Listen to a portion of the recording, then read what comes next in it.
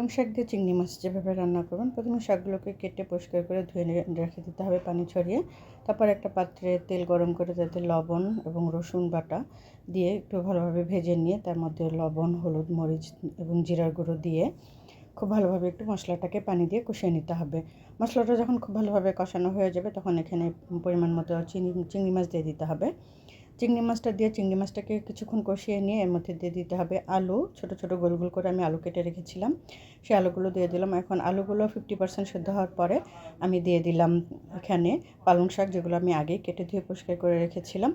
এখন এগুলোকে খুব ভালোভাবে নেড়েচেড়ে সব কিছুর সঙ্গে মিশিয়ে নিয়ে জাস্ট ঝোলটা শুকিয়ে আসা পর্যন্ত ওয়েট করব, কারণ পালং শাকে কোনো রকম ঝোল দিতে হবে না। পালং শাক থেকে যে পরিমাণ পানি বের হবে সেটা দিয়েই শাকটা রান্না হয়ে যাবে। আর পালং শাক থেকে প্রচুর পরিমাণে ঝোল বের হয় বা পানি বের হয়।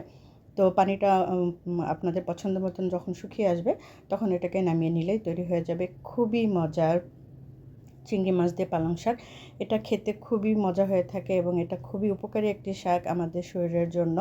যাদের আয়রনের ঘাটতি রয়েছে এবং তারা প্রচুর পরিমাণে এই শাকটা যদি খেতে পারেন তাহলে দেখা যাবে যে আয়রনের ঘাটতি অনেকটাই কমে আসবে। তো কেমন হলো আমার রেসিপিটি, কমেন্ট সেকশনে অবশ্যই জানিয়ে যাবেন।